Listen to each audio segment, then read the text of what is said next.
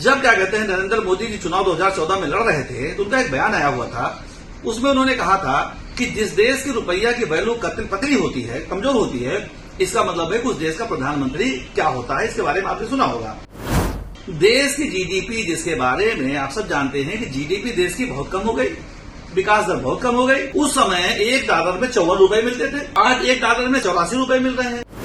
इन्होंने जो कानून बनाया वो किसान विरोधी था और उसके बाद में कील कांटे लेकर के किसानों को प्रदर्शन तक करने के लिए रोक दिया। और आपको मालूम है कि 700 किसानों की हत्या हो गई, मर गए। नरेंद्र मोदी जी पर विश्वास जताया और उस समय उन्होंने बहुत सारे सब्जबाग दिखाए। उन्होंने कहा ये देश नहीं बिकने दूंगा। सारे हिंदुस्तान की नवरत्न कंपनियों को जिसको कांग्रेस ने बनाया था, जिसके बुनियाद पर हिंदुस्तान की जीडीपी मजबूत होती थी, जिसके बुनियाद पर यह देश विकास दर पे आगे बढ़ता था, उन सारी कंपनियों को जो इन्होंने प्राइवेट आदमी को, अपने मित्रों को बेचने का काम किया कि हमारी जो नस्लें आ रही हैं, जो हमारी मतलब एक भविष्य है, उसका जो नस्लों का भविष्य है वो कहीं न कहीं खतरे में है। कि बाबा साहब के द्वारा बनाए हुए जो संविधान है, जिसपे हिंदुस्तान चलता है, इस संविधान को बदलने की बात जब इन्होंने कहा, इन्होंने नारा दिया कि हिंदुस्तान में अब की हमारा 400 पार रहेगा। तो इनके लोगों ने, विश्व शर्मा ने, जो मुख्यमंत्री इनका जो है लल्लू सिंह ने, बहुत सारे लोगों ने कहा कि जब हम 400 पार कर जाएंगे तभी हम संविधान में बदलाव ला पाएंगे। इसलिए जो है भारतीय जनता पार्टी के खिलाफ जनता हो गई है और उसको बड़ी उम्मीदें हो गई हैं अखिलेश जी से, उनको बड़ी उम्मीदें हो गई राहुल जी से, उनको बड़ी उम्मीदें हो गई अरविंद केजरीवाल से। गठबंधन बहुत मजबूत स्थिति में है। ये आपने भी देखा होगा कि गठबंधन जो है, जब पहला चरण का चुनाव हुआ उसके बाद में डे बाय डे हम आगे बढ़ रहे हैं। जनता का जो समर्थन हमें मिल रहा है, जनता का जो भारतीय जनता पार्टी के खिलाफ एक माहौल बना और हमारे पक्ष में बना, जनता ने हमारे पे उम्मीद जताई। इसकी एक एग्जाम्पल अगर हम आपको दें तो परसों फूलपुर में एक मीटिंग थी राजीव गांधी, राहुल गांधी जी की और अखिलेश जी की।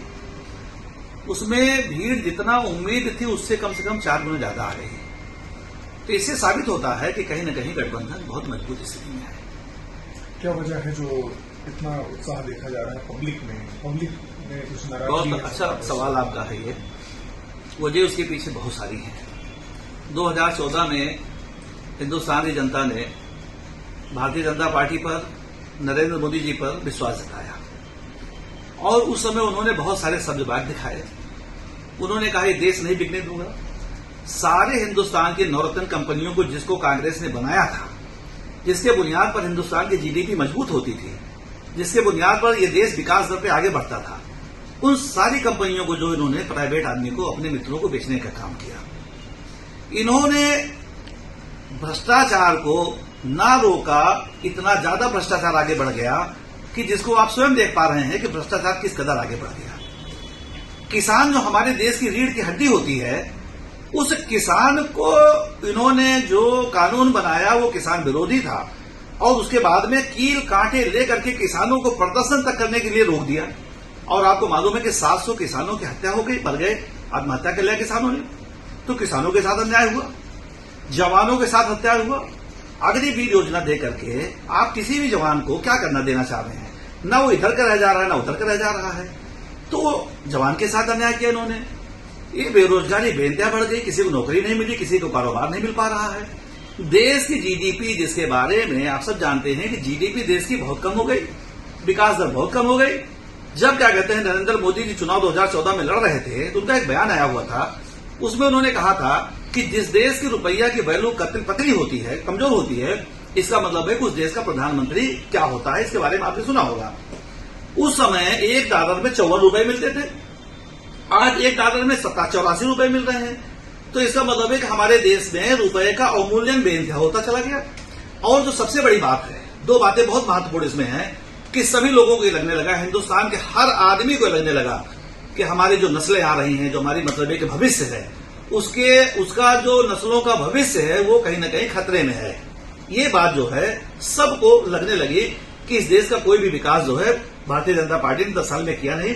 कोई ऐसा बड़ा काम नहीं किया, कोई संस्था नहीं बनाई, कोई इंस्टीट्यूट नहीं बनाया, कोई तालीम मतलब एक एजुकेशन को लेकर के गंभीर नहीं रहे, स्वास्थ्य को लेकर के गंभीर नहीं रहे, सड़क को पानी को लेकर के गंभीर नहीं रहे, तो इन सब चीजों को लेकर के भी गंभीर नहीं रहे। तो बच्चों का जब भविष्य ही खतरे में हो गया तो लोगों ने कहा कि इनका साथ हम छोड़ देंगे। और सबसे ज्यादा जो लोगों को इफेक्ट किया कि बाबा साहब के द्वारा बनाए हुए जो संविधान है जिसपे हिंदुस्तान चलता है, इस संविधान को बदलने के बाद जब इन्होंने कहा, इन्होंने नारा दिया कि हिंदुस्तान में अब की हमारा 400 पार रहेगा, तो इनके लोगों ने, विश्व शर्मा ने, जो मुख्यमंत्री इनका जो है लल्लू सिंह ने, बहुत सारे लोगों ने कहा कि जब हम 400 पार कर जाएंगे तभी हम संविधान में बदलाव ला पाएंगे। तो इस बात को पीडीए ने खासतौर से उसको बहुत गंभीरता से लिया कि हमारे बाबा साहब के द्वारा बनाए हुए उस अच्छे संविधान को, जिसके बुनियाद पर यह देश चल रहा है, इस संविधान को भी बदलने का काम करेंगे, तो हम क्यों ना इन्हीं को बदल दें। इसलिए जो है भारतीय जनता पार्टी के खिलाफ जनता हो गई है और उसको बड़ी उम्मीदें हो गई हैं अखिलेश जी से, उनको बड़ी उम्मीदें हो गई राहुल जी से, उनको बड़ी उम्मीदें हो गई अरविंद केजरीवाल से। हर चीजों को राहुल जी और अखिलेश जी देख रहे हैं आप कि किस तरीके से उनका बयान आ रहे हैं। जो हमारा और क्या कहते हैं, जो हमारा मिनिमम कॉमन प्रोग्राम बना, जो हमारा एजेंडा बना, उसमें आप देखिए कि हम 1 लाख रुपए किसी भी परिवार के महिला को सालाना देने जा रहे हैं। हमने एमएसपी के बारे में क्लियर कर दिया कि हम आपका एमएसपी तय कर देंगे, हम किसान के साथ खड़े रहेंगे, हम जो है अग्निवीर खत्म कर देंगे, हम बच्चों के भविष्य को रोजगार देंगे, 30 लाख नौकरी का तुरंत वादा कर लिया। तो चीजें ऐसी थी हमारे लोगों को लगा कि नहीं, ये जो बोल रहे हैं ये सही बात कर रहे हैं। ना तो किसी को 15 लाख रुपए मिला, ना किसी को क्या कहते हैं, ना काला धन आया, बल्कि बाकी मुझे ऐसा लगता है कि काला धन जो है और बढ़ ही गया होगा। तो देश ने झूठ को नकार दिया और मोहब्बत को अपना लिया, इसलिए मजबूती मिली। लोगों में बड़ा बदलाव है, परिवर्तन की उम्मीद ला रहे हैं। गठबंधन क्या देगा, क्या बदलाव देगा, क्या नई तस्वीर मिलेगी देश की? गठबंधन जो है आप देख लीजिएगा कि गठबंधन इस देश को दिशा देगा, पुनः देश को जो है प्रगति के रास्ते पर ला देगा। गठबंधन गंगा जमनी तहजीब देगा, गठबंधन विकास देगा, गठबंधन आने वाली नस्लों को, भविष्य को सुधारने का काम करेगा। गठबंधन जो है इस देश को देख लीजिएगा कि जो पुरानी नवरत्न कंपनियां थी उनको फिर से पुनः क्या कहते हैं, बहाल कराएगा।